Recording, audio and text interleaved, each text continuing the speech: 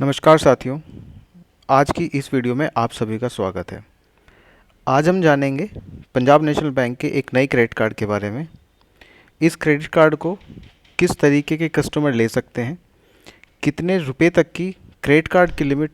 इस credit card में हमें मिल सकती है, क्या क्या चार्जेस होने वाले हैं, इशुएंस के, एनुअल रिन्यूअल के क्या हमें चार्जेस पे करने पड़ सकते हैं और क्या क्या बाकी अन्य फीचर हैं इस क्रेडिट कार्ड के। आज इस वीडियो में हम उस बारे में जानेंगे। अगर आप भी पंजाब नेशनल बैंक के इस क्रेडिट कार्ड को लेना चाहते हैं या इस क्रेडिट कार्ड के बारे में जानकारी लेना चाहते हैं तो इस वीडियो को अवश्य पूरा देखें, क्योंकि ये वीडियो आपके बेहद काम की होने वाली है। अगर आपको हमारी वीडियो पसंद आए तो इस वीडियो को लाइक करें और हमारे चैनल को सब्सक्राइब करें, ताकि इस चैनल पर हम आने वाले समय में इसी तरीके की अन्य नई वीडियो के साथ में आपको इस तरीके की और जानकारियाँ देते रहें। चलिए अब वीडियो स्टार्ट करते हैं। दोस्तों, आज हम बात करने वाले हैं पंजाब नेशनल बैंक के नए क्रेडिट कार्ड, जिसका नाम है Punjab national bank merchant credit card. तो चलिए सबसे पहले हम इस वीडियो में जान लेते हैं कि इस कार्ड को अगर हम लें तो इसके क्या क्या बेनिफिट्स हो सकते हैं और हमें क्यों ये क्रेडिट कार्ड लेना चाहिए। तो ये जो क्रेडिट कार्ड है, हमारे एमएसएमई बोरोवर्स यानी जिन्होंने भी पंजाब नेशनल बैंक से किसी भी तरीके की कोई भी बिज़नेस से संबंध में कोई लिमिट ले रखी है, कोई लोन लिया हुआ है सीसी की फॉर्म में या ओडी की फॉर्म में, उन सभी के लिए ये क्रेडिट कार्ड बहुत ज़्यादा फ़ायदेमंद होने वाला है। क्योंकि इस क्रेडिट कार्ड को लेने से जितने भी मेरे बोरोवर्स हैं उनके कैश विड्रॉल, जो जनरली वो अपने लोन के अकाउंट से अपने डेली मेंटेनेंस करने के लिए, बिज़नेस को चलाने के लिए जो उनको कैश की रिक्वायरमेंट होती है, उसके लिए वो अपने सीसीओडी अकाउंट से कैश का लेन देन करते हैं, जिसकी कैश विड्रॉल के डेली ट्रांजैक्शंस को कम करने में ये क्रेडिट कार्ड हमें बहुत बेनिफिट कर सकता है। दूसरा ये कि वो छोटे बिजनेस या वो लघु उद्यमी जो कि डिजिटल पेमेंट की तरफ मूव करना चाहते हैं, डिजिटल पेमेंट टूल को अपनाना चाहते हैं, तो उनके लिए भी ये क्रेडिट कार्ड बहुत फ़ायदे की चीज़ होने वाला है। तो अगर मेरे बिजनेस साथी या छोटे लघु उद्यमी में इस तरीके के इनोवेशंस या इस तरीके से डिजिटल पेमेंट को बढ़ावा देने के लिए, अपने बिजनेस को डिजिटल पेमेंट की तरफ ले जाने के लिए इच्छुक हों, तो उनके लिए merchant credit card Punjab national bank का बहुत फ़ायदेमंद होने वाला है। चलिए अब जान लेते हैं कि कौन कौन कस्टमर या किस तरीके के कस्टमर्स इस क्रेडिट कार्ड को ले सकते हैं। तो सबसे पहले पंजाब नेशनल बैंक की कोई भी एग्जिस्टिंग एमएसएमई यूनिट या नई यूनिट जो पंजाब नेशनल बैंक से ट्रेडिंग या सर्विसेज के लिए उन्होंने कोई सीसी या ओडी लिमिट ली हुई है और वर्किंग कैपिटल के लिए वो 50 लाख रुपए तक के इस लोन का उपयोग कर रहे हैं, वो सभी कस्टमर्स इस मर्चेंट क्रेडिट कार्ड को लेने के लिए एलिजिबल होंगे। जो दूसरी शर्त है वो ये कि वो सभी उद्यमी रजिस्टर्ड पोर्टल के साथ में रजिस्टर्ड होने चाहिए, यानी कि उनके पास में उद्यमी रजिस्ट्रेशन का नंबर होना ही चाहिए। और अगर वो यूनिट्स नए हैं, यानी कि वो पंजाब नेशनल बैंक से अभी हाल फिलहाल कोई एग्जिस्टिंग लोन लेकर नहीं काम कर रहे हैं, लेकिन वो नई यूनिट है और बैंक के साथ जुड़ना चाहते हैं और मर्चेंट क्रेडिट कार्ड भी लेना चाहते हैं, तो उनके लिए यूआरपी यानी कि वही उद्यमी रजिस्ट्रेशन और जीएसटी, ये दोनों मैंडेटरी होने वाले हैं। अब बात कर लेते हैं, अगर आप एग्जिस्टिंग कस्टमर हैं पंजाब नेशनल बैंक के, तो किन किन स्कीम्स में आपकी फैसिलिटी होगी और आप ये मर्चेंट क्रेडिट कार्ड ले सकते हैं। तो पंजाब नेशनल बैंक ने अभी लगभग 7 अलग अलग प्रोडक्ट्स ऑफ़र किए हुए हैं अपने उन कस्टमर्स को, उन लघु उद्यमियों को जो कि एमएसएमई के अंदर बिजनेस लोन लेकर के अपना व्यवसाय चला रहे हैं। तो उन स्कीम्स को हमने यहाँ पे लिखा हुआ है, जिसमें से सबसे पहली स्कीम है जो जनरलाइज्ड एक स्कीम होती है पंजाब नेशनल बैंक की, जिसमें वो कैश क्रेडिट की लिमिट आपको देते हैं। दूसरा पंजाब नेशनल बैंक का जीएसटी एक्सप्रेस। तीसरा एमएसएमई प्राइम प्लस के अंदर सीसी और ओडी दोनों फैसिलिटी अगर आपने ली हुई हैं, या फिर पंजाब नेशनल बैंक का ट्रेड ग्रोथ स्कीम के अंदर लोन लिया हो, संपत्ति में लोन लिया हो। और संपत्ति में 2 तरीके से लोन मिलता है इनके यहाँ पे, एक जनरलाइज स्कीम जिसमें एक पैरेलल लिमिट चलती रहती है, और दूसरा रिड्यूसिंग जिसमें महीने दर महीने आपकी जो ओवरऑल लिमिट है, सैंक्शन लिमिट है, वो हर महीने आपकी थोड़ी थोड़ी रिड्यूस होती रहती है। तो यदि आपने इन स्कीम्स के अंदर पंजाब नेशनल बैंक से कोई भी लोन की फैसिलिटी ली हुई है सीसी या ओडी की फॉर्म में अप टू 50 लाख, तो आप मर्चेंट क्रेडिट कार्ड लेने के लिए एलिजिबल माने जाएंगे। अब हम जान लेते हैं कि वो आपको किस तरीके से फैसिलिटी देने वाले हैं मर्चेंट क्रेडिट कार्ड के रूप में। तो अगर आप मर्चेंट क्रेडिट कार्ड लेते हैं तो सबसे जो जानने वाली बात है इम्पोर्टेंट, वो ये होगा कि ये मर्चेंट क्रेडिट कार्ड सीधे सीधे आपके उस एग्जिस्टिंग लोन, चाहे वो सीसी की फॉर्म में आपने लिया हो चाहे ओवरड्राफ्ट की फॉर्म में लिया हो, इस मर्चेंट क्रेडिट कार्ड को उस एग्जिस्टिंग लिमिट के साथ में लिंक कर दिया जाएगा। अब इस लिंकेज से क्या मतलब है? इस लिंकेज से मतलब ये है कि जितना भी सैंक्शन लिमिट आपके उस सीसी या ओडी की होने वाली है, उतनी ही लिमिट आपके इस मर्चेंट क्रेडिट कार्ड की हो जाएगी। दूसरा ये, अब अगर हम यूजेस की बात करें तो ये जो मर्चेंट क्रेडिट कार्ड होगा ये आप स्पेसिफाइड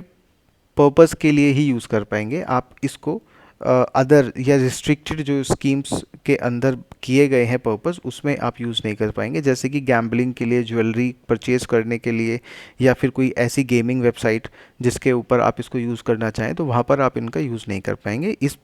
मर्चेंट क्रेडिट कार्ड से होने वाली ट्रांजैक्शंस को आप बिजनेस पर्पस में ही यूज़ कर पाएंगे। लिमिट्स, जैसा कि हमने पहले बताया, इस मर्चेंट क्रेडिट कार्ड की जो लिमिट्स होंगी वो सेम लिमिट होने वाली हैं उस फैसिलिटी की जिससे इसको लिंक किया जाएगा, यानी कि आपका कैश क्रेडिट की लिमिट या फिर ओवरड्राफ्ट की लिमिट। अब हम बात कर लेते हैं इसके अन्य फीचर्स के बारे में। तो अगर आपकी जो बिज़नेस यूनिट है वो नॉन इंडिविजुअल कॉन्स्टिट्यूशन में खुली हुई है, यानी कि आपकी कंपनी के नाम से खुली हुई है, या फिर प्रोप्राइटरशिप फर्म ना होकर के पार्टनरशिप में खुली हुई है, या अन्य किसी स्कीम में कंपनी के नाम से खुली हुई है, तो उन सभी केसेस में जो क्रेडिट कार्ड इशू होगा वो उस फर्म के पार्टनर या डायरेक्टर के नाम से इशू हो सकता है, और उन पार्टनर या डायरेक्टर को उनकी यूनिट को ऑथराइजेशन लेटर देना होगा, जो कि उस कंपनी के बिहाफ पे इस क्रेडिट कार्ड को यूज़ कर सकते हैं या इशू करा सकते हैं। वहीं अगर जो दूसरी तरफ मैं प्रोप्राइटरशिप फर्म की बात करूं, जिसमें कि इंडिविजुअल जो प्रोप्राइटर होता है वही ओनर होता है एक तरीके से उस फर्म का, तो ये जो क्रेडिट कार्ड होंगे ये डायरेक्टली उस प्रोप्राइटर के नाम से इशू हो सकते हैं। दोनों ही केसेस में, प्रोप्राइटर में या नॉन इंडिविजुअल केसेस में, जिसको भी हम ये इशू कर रहे हैं कार्ड, वो गारंटर होना चाहिए उस स्कीम में खुली हुई लोन की अकाउंट के साथ में, जिसके अगेंस्ट हम ये मर्चेंट क्रेडिट कार्ड दे रहे हैं, जिसके साथ इसको लिंक किया जाएगा। मर्चेंट क्रेडिट कार्ड को लेते समय या उसकी एप्लीकेशन को देते समय कस्टमर को एक अंडरटेकिंग बैंक को देना होगा, जिस अंडरटेकिंग से कस्टमर बैंक को ये बोलने वाला है या ये अंडरटेक करने वाला है कि इस मर्चेंट क्रेडिट कार्ड की जो ट्रांजैक्शंस आपकी होंगी वो केवल बिजनेस पर्पज से ही होने वाली है, वो पर्सनल यूज़ में इसको यूज़ नहीं करने वाला है। साथ ही अगर हम बात करें कुछ रिस्ट्रिक्शंस के बारे में इस पर्टिकुलर मर्चेंट क्रेडिट कार्ड में, तो इस मर्चेंट क्रेडिट कार्ड के थ्रू आप कोई भी cash related transaction, cash withdrawal ATM के थ्रू नहीं आप निकाल पाएंगे। इंटरनेशनल ट्रांजैक्शंस पर भी इसमें रोक लगी गई है, और इस क्रेडिट कार्ड की जो लिमिट होने वाली है एक्सपायरी की, वो 5 साल होने वाली है। अब अगर आप इसको इशुएंस कराते हैं तो ज्वाइनिंग की तो कोई फ़ीस नहीं है, लेकिन एनुअल जो रिन्यूअल इसका होगा उसकी एनुअल फ़ीस 500 रुपीज़ इन्होंने रखी गई है। इस क्रेडिट कार्ड से जो पर डे की ट्रांजैक्शन लिमिट है मैक्सिमम वो 25,000 रुपये है। साथ ही इस मर्चेंट क्रेडिट कार्ड को लेने के लिए जो एग्जिस्टिंग पंजाब नेशनल बैंक के बोरोवर्स हैं उनको कोई अलग से नया डॉक्यूमेंटेशन कराने की ज़रूरत नहीं है, ना आपको अलग से कोई आईटीआर देने की ज़रूरत है, ना कुछ देने की ज़रूरत है। केवल आपको अपना कंसेंट बैंक को देना है, रिक्वेस्ट फॉर्म की लेटर की फॉर्म में देना है कि आप इस मर्चेंट क्रेडिट कार्ड को अवेल करना चाहते हैं। इस स्कीम के अंदर मर्चेंट क्रेडिट कार्ड लेने के लिए आपकी जो उम्र की सीमा है उस पर कोई पाबंदी नहीं है, यानी कि अपर लिमिट कोई नहीं है। कितनी भी एज ग्रुप का कस्टमर या बोरोवर हम कहें तो इस स्कीम में मर्चेंट क्रेडिट कार्ड वो ले सकता है। दूसरा ये कि जितनी भी ट्रांजैक्शंस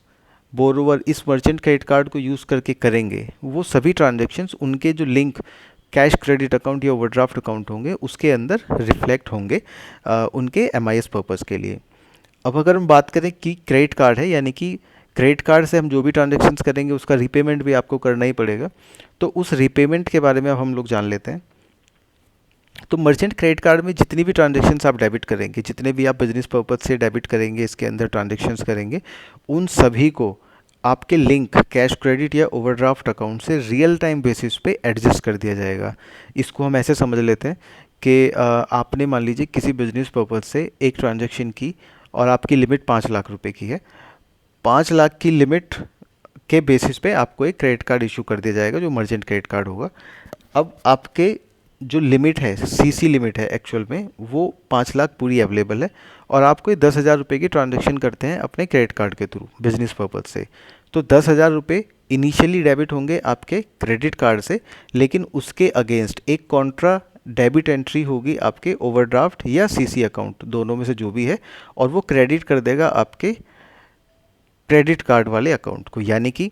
क्रेडिट कार्ड में किसी भी समय पर आउटस्टैंडिंग जो होगा वो ज़ीरो होगा। डेबिट एंट्री होते ही एक क्रेडिट की एंट्री आ जाएगी, कहाँ से? आपके लिंक अकाउंट को डेबिट करके। यानी कि इसका दूसरा तरीके से अगर हम समझें तो अगर आपके कैश क्रेडिट या ओवरड्राफ्ट अकाउंट में अवेलेबल लिमिट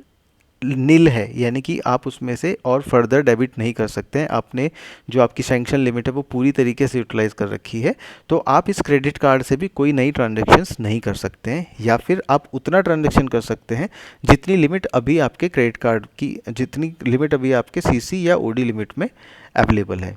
इसीलिए क्रेडिट कार्ड साथ के साथ एडजस्ट आपका होता रहेगा। तो दोस्तों, अगर आपको हमारी इस वीडियो को और इस वीडियो में दी गई जानकारी पसंद आई तो कृपया आप हमारे इस वीडियो को लाइक कर दें और हमारे इस चैनल को सब्सक्राइब भी ज़रूर कर दें, ताकि हम आगे भी आपके लिए इसी तरीके की और यूज़फुल वीडियोस नई नई जानकारी के साथ में, बैंकों के नए नए प्रोडक्ट्स के साथ में आपके लिए हम लोग लाते रहें, आपको इसी तरीके से जानकारी आपके लिए वीडियो के थ्रू माध्यम से आपको प्रदान करते रहें। चलिए दोस्तों, मिलते हैं अब नई एक और वीडियो में, तब तक के लिए धन्यवाद।